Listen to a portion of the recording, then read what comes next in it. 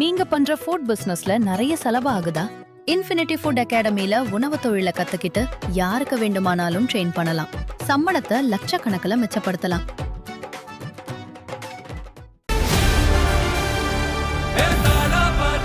மக்களுக்கு நல்லது பண்றதுக்கு அரசியலுக்கு வாங்கடா, கொள்ளை அடிக்கிறது கொலை பண்றதுக்கு அரசியலுக்கு.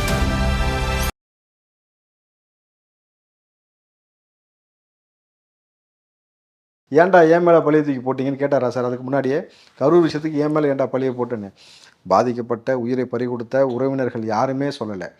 எல்லாருக்கும் தெரியும் இது யார் செஞ்சா என்ன செஞ்சான்னு. கூடிய சீக்கிரம் எங்கால் கெத்தாக போயிட்டு கெத்தாக வந்தார்.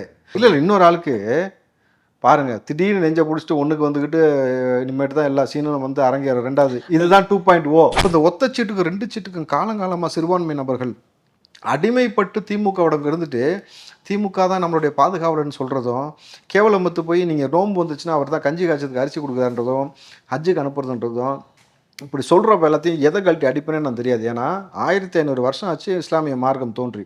சிறுபான்மையின் கடவுள், பாதுகாவலர், குலதெய்வம்னு ஸ்டாலினை சொல்லிக்கிட்டு இப்படி எல்லாரும் அடிமைப்பட்டு போய் கிடக்கிறதுடைய விளைவு திமுக இன்றைக்கி வந்து எல்லாத்தையும் ஆக்டோபஸ் மாதிரி இழுத்து போட்டு கபலீகரம் செஞ்சு தான் மட்டும் தான் பெரியால் வளர்ந்துக்கிட்டு இருக்கிறதுடைய விளைவு தான் இன்றைக்கி. நம்ம பேசியிருக்கோம் சார். இந்த ஆட்சி இப்படி நீடிச்சுனாக்கா வீடுகளை வந்து பொண்ணை தூக்குவாங்கன்னு பேசியிருக்கோமா?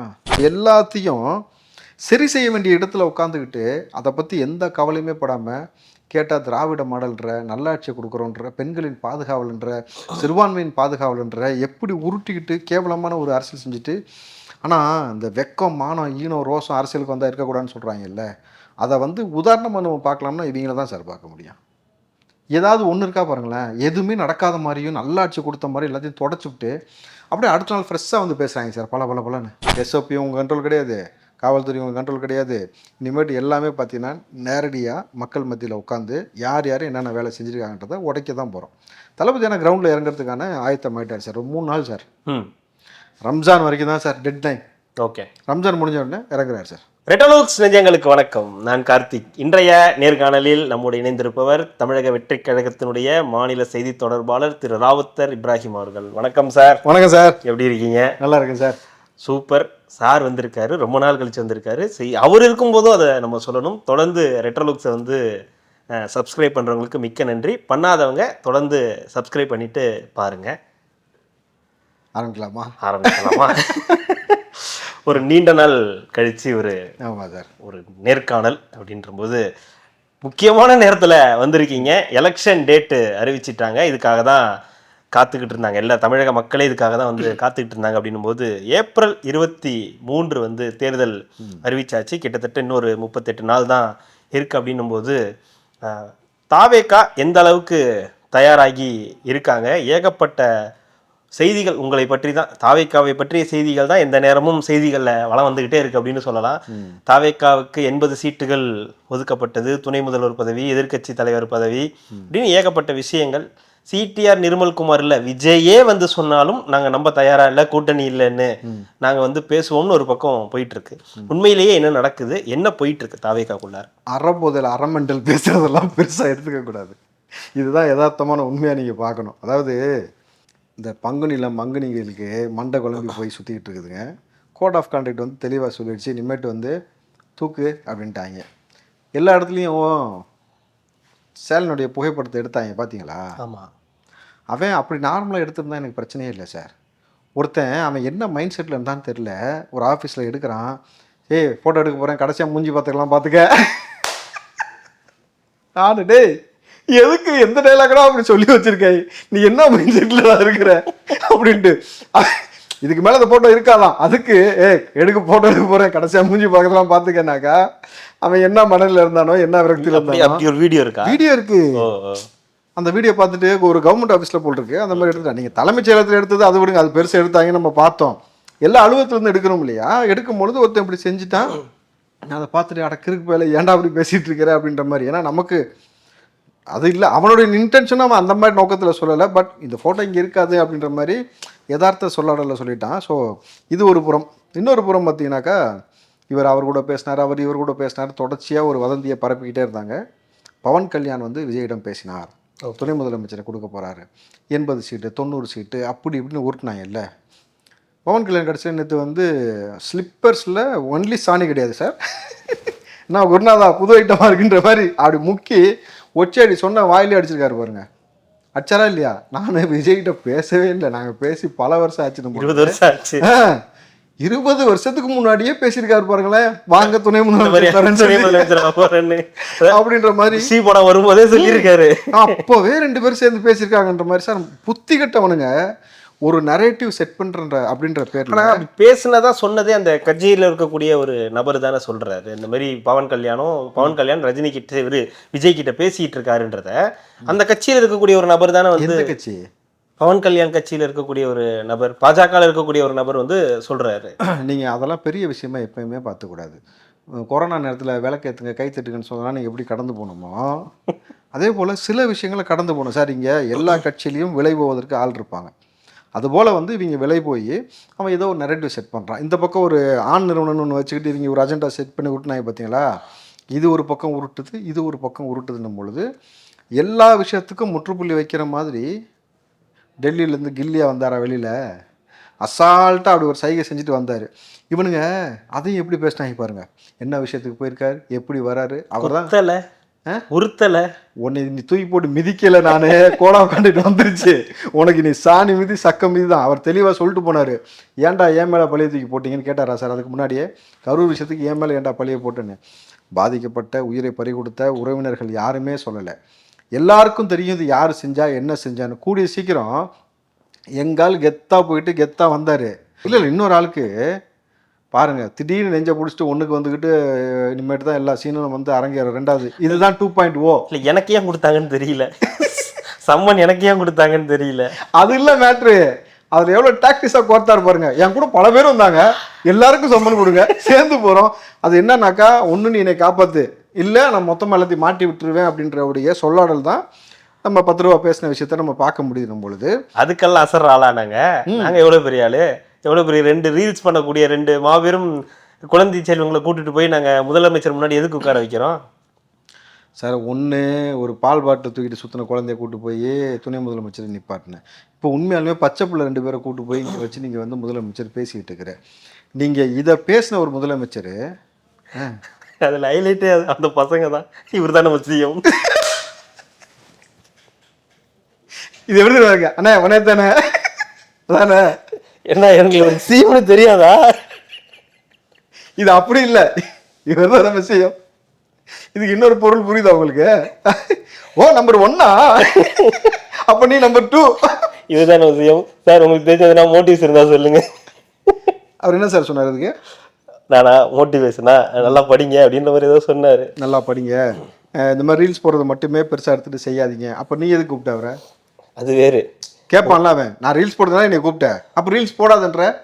சரி இது எவ்வளோ தவறான முன்னுதாரணம்னா, இப்போ தளபதி விஜய் அவர்கள் தலைவர்களை இன்ஸ்டாவில் தேடாதீங்கன்னு சொல்றதும் நான் தான், அதே இன்ஸ்டாகிராமில் வந்து பசங்களோட ரீல்ஸ் பண்ணுறதும் நான் தான். கூட்டு நல்லா புரிஞ்சுங்க சார். இப்போ தளபதி விஜய் என்ன செய்கிறாரு, 10th 12th நல்லா படித்த மாணவர்களை கூப்பிட்டு அவங்க பெற்றோரையும் கூப்பிட்டு அவங்களை அங்கீகரிக்கிறது மாதிரி தங்கம் வைரம் ஊக்கத்தொகை எல்லாம் கொடுத்து அங்கீகரிக்கிறார். அப்போது மாணவ பிள்ளைகளுக்கு அடுத்தடுத்து நல்லபடியாக படிக்கணுன்ற ஒரு மோட்டிவேஷன் வரும். நல்லா ரீல்ஸ் போடுறவன நீ கூப்பிட்டு என்ன பண்ணுற, உட்காந்து நீ ஒரு ரீல்ஸ் போடுற. அப்போ பசங்களுக்கு என்ன ஆகும், அப்போ நிறைய ரீல்ஸ் போட்டோம்னா சிஎம் கூப்பிடுவாருன்ட்டு. இது எக்ஸிஎம் ஒய்சிஎம்னு அவர் போயிடுவார்னு வச்சுங்களேன். இதோட அவர் சகாப்தம் அவர் கிளம்புறாரு. ஒரு முறை ஒரே முறை அப்படின்ற மாதிரி வந்து கிளம்ப போது 2க்குமான ஒப்பீடு நம்ம பார்க்குறோம்ல. நீ இந்த எஸ்ஓபின்னு ஒன்று போட்டுக்கிட்டு நீ போகிற 1 லட்சம் வரான் 2 லட்சம் வரான்ற, டெய்லி எத்தனை பேரை கூப்பிட்ற, எங்களை போக விட மாட்டேன். ஆனால் அங்கே பார்த்தீங்கன்னா வீரனை கையில் வச்சுட்டு உன் கூட்டத்தில் உட்காந்து ஆடிக்கிட்டு இருக்கிறாங்க. எந்த ஒரு சலசலப்பும் இல்லாமல் ஒரு முதலமைச்சர் இந்த சின்ன பசங்களை கூப்பிட்டு பேசினில்ல, வாழத்தார கூட அறுக்க விட மாட்டேங்கிறாங்க. எவ்வளோ வருத்தமாக இருக்குது தெரியுமா சார்? ஆலமரத்தை வாழைமரமாக அறுக்க போகிற மாதிரி அறுத்துக்கிட்டு இருக்காங்க. அதை விடுங்க. நான் என்ன கேட்குறேன், 2 வயசு குழந்தைய கட்சிக்காரன் பாலியல் பலாத்காரம் செஞ்சு கொண்டுட்டான்ல. கரூரில் போய் ஒட்டுமொத்த பேர் நின்றுட்டு அப்படியே படித்து சொன்னேன்னு கேட்டிங்களாடான்னு சொன்னில்ல. உன் கட்சிக்காரன் தானே செஞ்சான், எல்லாம் பொறுக்கி போயெல்லாம் கம்முன்னு மூடிட்டு இருக்கடான்னு சொல்லி கூப்பிட்டு இன்றைக்கா சொன்னியா? அந்த பெற்றோரை போய் பார்த்தீங்களா முதல்ல? பார்த்தாங்களே. அன்பில் மகேஷ் போனார். சிஎம் பார்த்தியா? அன்பில் மகேஷ் போனார். தாவேகா நிர்வாகி நீங்கள் என்கிட்ட என்ன கேட்டீங்க? என்னடா கேட்டீங்க எல்லாரும்? விஜய் போனாரான்னு கேட்டீங்க. நாங்கள் யாரை கேட்போம்? ஸ்டாலின் போனாரா தான் கேட்போம். ஸ்டாலின் போனாரா, பார்த்தாரா? ஏர் ஹோஸ்டஸ் மேலே வச்சு அங்கே ஒருத்தன் கவுன்சிலரு அல்சட்டி பண்ணுறான். அங்க நடந்தா எதுவும் நடக்காது, தெரியாது நினைச்சாம்பளுக்கு ஏரில் தானே செய்கிறான், யாருக்கும் தெரியாதுன்ட்டு அவன் அங்கே, இவன் இங்கே. அன்பில் மகேஷ் போய் அங்கே நின்றுட்டு உட்காந்துட்டு பார்த்துட்டு உட்காந்துருக்கிற ஒரு ஆஸ்பத்திரியில். அது என்ன உங்க கூட்டத்தில் யாராவது அடிபட்டா முதல்ல வந்து அன்பில் மகேஷ் நின்றுறாரு? என்ன ஏதாவது இணக்கப்பாடு ஏதாவது இருக்கா உங்களுக்கு? இல்லை சார், அவருக்கு என்னன்னா ஆளுக்கு வந்து எதாவது ஒரு விஷயம் செஞ்சு பப்ளிசிட்டி தேடுறாங்க. நம்ம என்ன செய்யறதுன்னு தெரில. ஒரே வாட்டி செஞ்சோம், நல்லா ரீச் ஆகிட்டோம், நம்ம நடிப்பு அறக்குன்றத அந்த பட்டத்தை நம்ம வாங்குற அளவுக்கு பண்ணோம். இப்போ அடுத்தடுத்து ஒரு டெவலப்மெண்ட் ரேஞ்சில் நம்ம போனோம்னா நல்லா இருக்கும்னு சொல்லிட்டு போகிறாரு. ஆனால் அரசியல் களத்தில் இது வரைக்கும் இவங்க உட்காந்து அரசியல் செய்கிறாங்களானாக்கா, ஒரு ரூபாயே அரசியல் செய்கிறாங்களா சார்? நாங்கள் ஊழல் செய்ய மாட்டோம், நாங்கள் இது செஞ்சுருக்கோம் அப்படின்னு சொல்கிறதுக்கான எந்த துப்புமே இல்லாமல் விஜய்னு ஒரு நபர் அரசியலுக்கு வந்ததுக்கு பிறகும் நான் விஜய்கிடம் போயிடுவேன் அவன் இவனுடைய ரேட் இன்க்ரீஸ் பண்ணிக்கிட்டு வேதனையை புரிஞ்சுக்குங்க. மார்க்கெட்டில் விலை போகாத முத்துன கத்திரிக்காயெல்லாம் அது எவனுமே சந்தையில் வந்து அதுக்கு விலையே போகாது. தளபதி விஜய் பேரை சொல்லி அங்கே போய் ஒட்டிக்கிட்டு, அதுவும் வந்து அண்ணே நான் 10னே, அண்ணே நான் 10 சரி ஏறு அப்படின்ற மாதிரி எல்லாத்தையும் சேராட்டோவில் ஏற்றிக்கிட்டு எந்த மாதிரியான விஷயத்தை ஒரு முதலமைச்சராக இருக்கிறவர் முன்னெடுக்கிறாருன்னு நம்ம பார்த்தோம்னா, தமிழ்நாட்டில் எவ்வளோ சிக்கல் இருக்குது, அந்த எந்த சிக்கலை பற்றி தெரியாமல் உட்காந்து ரீல்ஸ் போடுற பசங்களோட சேர்ந்து ஒரு ரீல்ஸ் போட்டுக்கிட்டு இருக்கிறீங்கனாக்கா. இல்லை, இந்த விளாத்திக்குளம் விஷயத்தில் கூட வந்து யாருமே பெரிய அளவுக்கு முன்னெடுக்கலை. கனிமொழி அவர்கள் 2 நாள் கழித்து போகிறாங்க, உதயநிதி ஸ்டாலின் போய் பார்க்கவே இல்லை, அமைச்சர் பெரிய கருப்பன் மட்டும்தான் போய் பார்த்துருக்காரு இப்படின்னு ஏகப்பட்ட குளறுபடிகள் இருக்குது. அந்த நேரத்தில் அந்த 2 பசங்களை கூப்பிட்டு இந்த பேசுகிறாங்க அப்படின்றது ஒரு ஸ்ட்ராட்டஜியா இல்லை என்ன மாதிரியான மூவ்? அது ஸ்ட்ராட்டஜிலாம் கிடையாது சார். இல்லை சார், ஸ்ட்ராட்டஜினா இப்போ இதெல்லாம் வந்து ஒரு பப்ளிக்கில் பேசப்படக்கூடிய விஷயமா மாறும்ன்றதா இல்லை என்ன மாதிரியான ஒரு யோசனைன்னு இருக்கும்ல? அதாவது குரங்கு கையில் பூமாலன்னு ஒரு டைலாக் சொல்லுவாங்க தெரியுமா? கேள்விப்பட்டிருக்கேன். யார் கையில் எது கிடைக்குதோ அதை வச்சு தான் அதுக்கேற்ற மாதிரி செயல் வடிவம் இருக்குன்ற மாதிரி இவரை யார் ஆட்டி வைக்கிறாங்களோ, இவருக்கு யார் எந்த இன்புட் கொடுக்குறாங்களோ அவங்க அந்த மாதிரி கிறுக்குத்தனமாக சில விஷயங்கள் செய்கிறது. தமிழ்நாட்டில் இது வரைக்கும் கொலைகள் எத்தனை விதமான கொலைகள் நடந்திருக்கு. ஆனால் இவ்வளவு மோசமான ஒரு கொலை நடக்கலை அப்படின்னாக்கா, ஒருத்தனுடைய பிறப்புறுப்பு அறுத்து உயிரோடு இருக்கும் பொழுது அவன் 2 கண்ணுலையும் ட்ரில்லிங் மிஷினை வச்சு ட்ரில்லு போட்டு கட்டுங்களா, அவனை வந்து சைலன்சர் வச்சு சூடு வச்சு ஒருத்தனை கொன்று தூக்கி எறிஞ்சாங்கல்ல. இதை குறித்து சட்டத்துறை அமைச்சரோ, அன்பில் மகேஷோ, துணை முதலமைச்சரோ யாருமே பேசலை சார். ஒரு கொலை நடந்துச்சுன்னா அந்த கொலை குறித்து விரிவாக ஒரு காவல்துறை உட்காந்து பேசி ஒரு அறிக்கை கொடுப்பாங்கல்ல, ஊடகத்தில் பேசலை. ஒருத்தன் கூட அது பேசாமல் கடந்து போய் நீ ஒரு அஜெண்டா பேசிஸில் வெறும் விஜய்னே பேசியே நடக்கக்கூடிய எல்லா தவறுகளையும் மடைமாற்றுவதற்கு அவரை பற்றியும் அவர் பர்சனல் லைஃப்பை பற்றியும் பேசி எல்லா தப்பையும் மறைச்சிட்டு நம்ம அப்படியே ஒப்பேத்திட்டு போயிடலாம் நினச்சேன்னா. என்ன விஜய்னு பேசுகிறாங்க? அந்த கட்சியில் ஏதாவது தவறு நடந்தால் கூட அந்த மாணவடியில் இருக்கிற கூட வந்து கொள்கை பரப்பு துணை செயலராக வந்து மாற்றுறாங்களே, அது ஒரு இதுவாக தெரியலையா உங்களுக்கு? என்ன தப்பு? 69 தப்பா? ஃப்ரெஞ்சு புரட்சி வந்து ஒரு உயர் பதவியில் இருக்கக்கூடிய நபர் 69 வரைக்கும் போய் 35 பெண்களுக்கு பார்லிமெண்ட் பண்ண கொடுத்தாலுமே எதை பற்றியுமே கண்டுக்க மாட்டான். ஆனால் நாங்கள் 2.0 அந்த ஓவாயை வச்சுட்டு உருட்டுறாங்க பாருங்க, நாங்கள் தான் 200 மறுபடியும் வெல்லுவோம் நொல்லுவோன்ட்டு.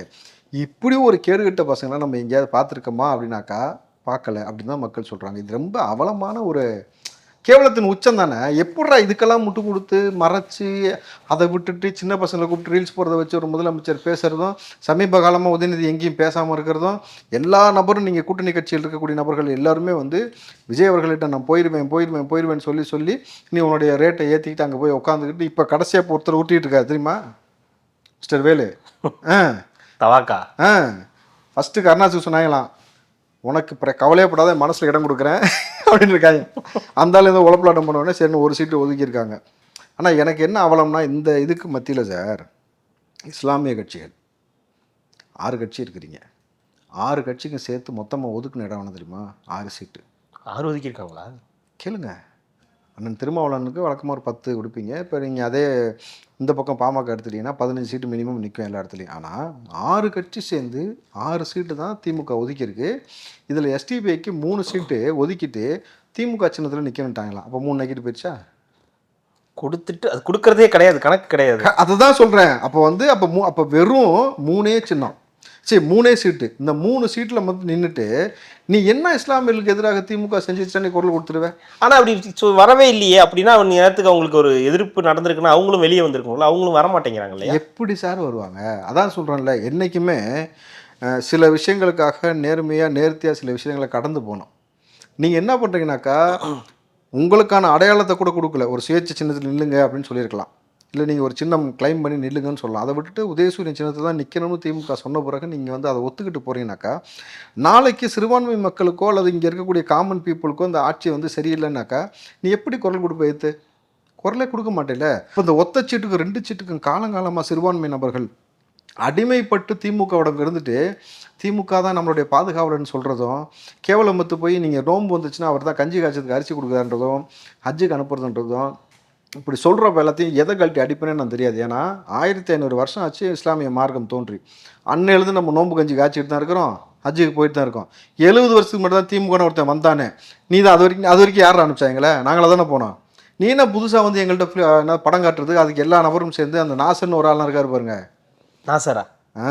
ஆவடி நாசரா, சாமு நாசரா, சாமா நாசரா, ஏதாவது சொல்லுவாங்களே, என்ன விஷயம்? நாசர். அந்த நாசரு நாசன்றது மூளை இல்லாமல் சிறுபான்மையின் கடவுள், பாதுகாவலர், குலதெய்வம்னு ஸ்டாலினை சொல்லிக்கிட்டு இப்படி எல்லாரும் அடிமைப்பட்டு போய் கிடக்கிறதுடைய விளைவு திமுக இன்றைக்கி வந்து எல்லாத்தையும் ஆக்டோபஸ் மாதிரி இழுத்து போட்டு கபலீகரம் செஞ்சு தான் மட்டும்தான் பெரியால் வளர்ந்துக்கிட்டு இருக்கிறதுடைய விளைவு தான் இன்றைக்கி. முன்பே நம்ம பேசியிருக்கோம் சார். இந்த ஆட்சி எப்படி நீடிச்சுனாக்கா வீடுகளை வந்து பொண்ணை தூக்குவாங்கன்னு பேசியிருக்கோமா?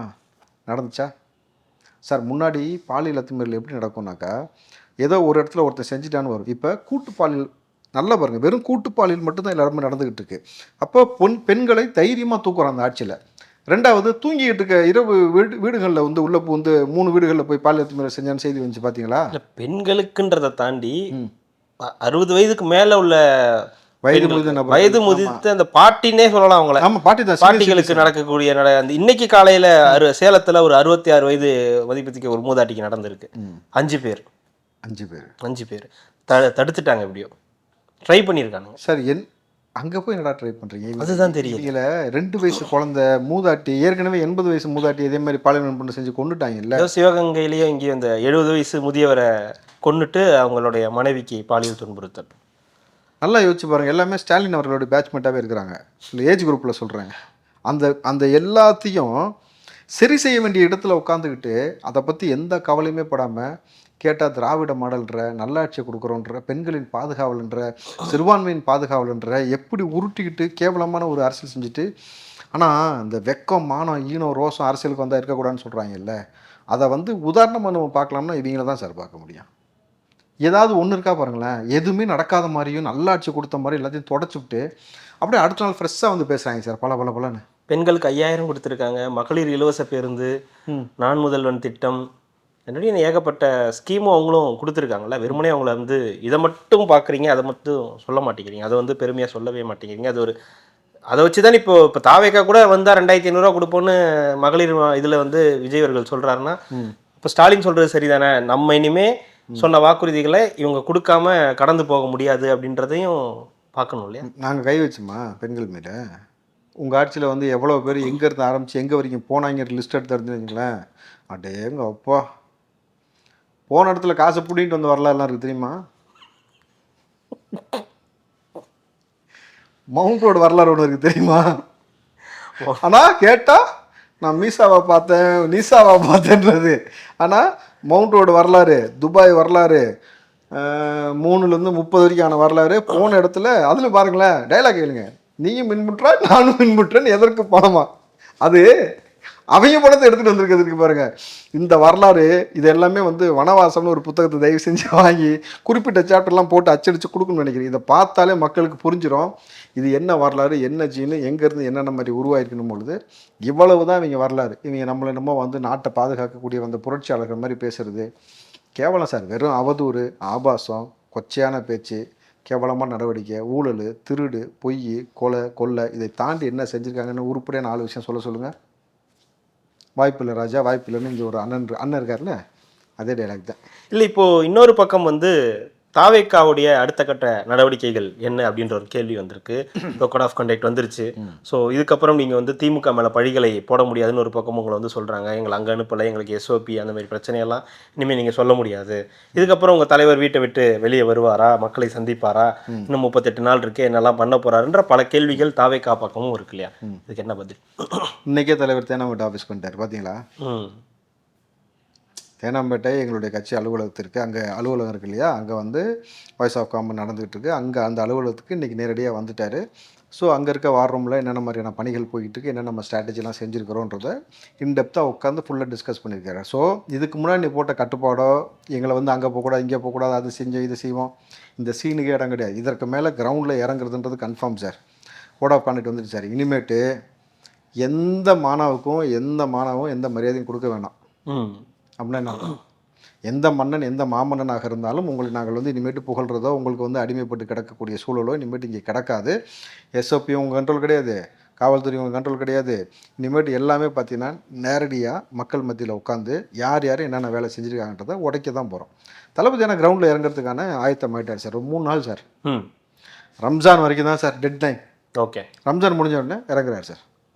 அதற்கு முன்னாடி அது சம்மந்தப்பட்ட சில வேலைகள்லாம் இருக்குல்ல, நல்லபடியாக இஃப்தார் நிகழ்ச்சிலாம் முடிச்சுட்டு ரம்ஜான் பெருநாளை கொண்டாடிட்டு அன்னைக்கு வெட்டுறோம் ஆடை.